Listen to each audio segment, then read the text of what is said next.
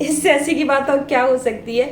जो पेरेंट्स पैसा कमाने के बहाने खुद विदेश चले जाते हैं, अपने बच्चों को पालने के लिए दादी और नानी के पास इंडिया छोड़ देते हैं, और फिर वो ये बात कहते हैं कि हम भगवान से ये प्रार्थना करते हैं कि हमसे किसी का दिल ना दुखे।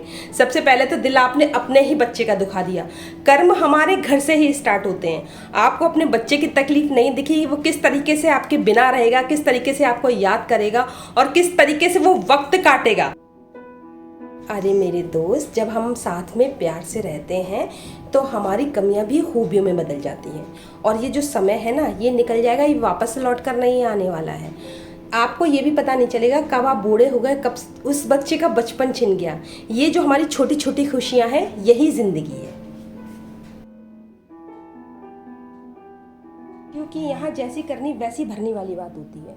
जब हम किसी को खुशी 100% देते हैं तो खुशी हमारे पास 75% लौट के आती है, और जब हम किसी को तकलीफ 10% देते हैं तो वो 100% वापस लौट के आता है। बराबर ही बराबर सब कुछ है, लेकिन क्या है कि दुख के दिन जैसे हमें ज़्यादा लगते हैं ना, खुशी के दिन कम लगते हैं। बिल्कुल उसी तरीके से जब हमें दुख मिलता है तो हमें ऐसा लगता है कि बहुत ज़्यादा मिला है, और जब हमें खुशी मिलती है तो खुशी हमें थोड़ी लगती है। इस पे लोग ये कह देते हैं कि हमारा बच्चा है, हम कुछ भी करें, या फिर हमारा बच्चा, हम उसके बारे में गलत थोड़ी ना सोचेंगे।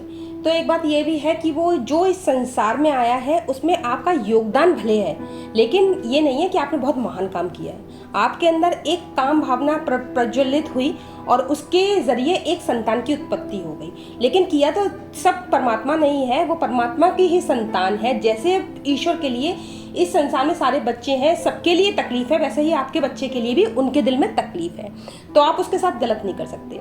दूसरी चीज़ ये भी है कि सबके अपने अपने कर्म हैं। आप जो उसके साथ व्यवहार कर रहे हो, उसे अकेला छोड़ रहे हो या जो भी कर रहे हो, तो उसमें आपके भी कर्म मौजूद हैं और उस बच्चे के भी कर्म मौजूद हैं। कर्म मौजूद इसलिए हैं क्योंकि पिछले जन्म में हो सकता है बेचारे ने कोई ऐसे कर्म किए कि उसके माता पिता को ये समझ नहीं है कि बच्चे कैसे पाले जाते हैं।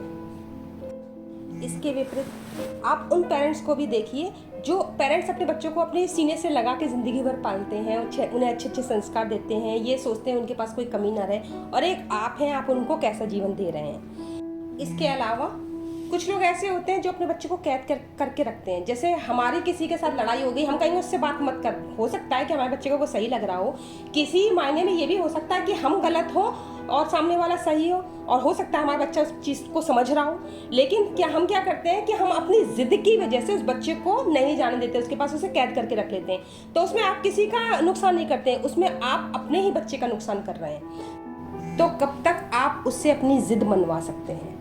अगर उसके विचार आपके विचार से मैच नहीं करते हैं, तो जब वो सामर्थ्यवान हो जाएगा तो वो आपकी आज्ञा की अवहेलना करेगा ही करेगा। उस समय आपको तकलीफ होगी। तो भविष्य में दुख उठाने से बेहतर है कि अपना वर्तमान संभाल लिया जाए। वर्तमान में ही अपने बच्चे के साथ विचार विमर्श करके काम करें, ताकि आपको भविष्य में तकलीफ ना उठानी पड़े। वैसे भी यही कहा जाता है ना कि हमारा भविष्य हमारे वर्तमान के ऊपर निश्चित होता है।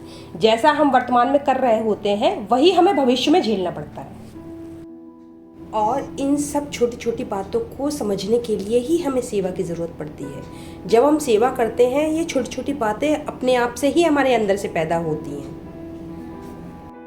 अच्छे कर्म हमारा वो धन है जो ना कोई हमसे छीन सकता है, ना कोई चुरा सकता है। ये हमारी वो दौलत है जो परमात्मा के पास सेफ रहती है।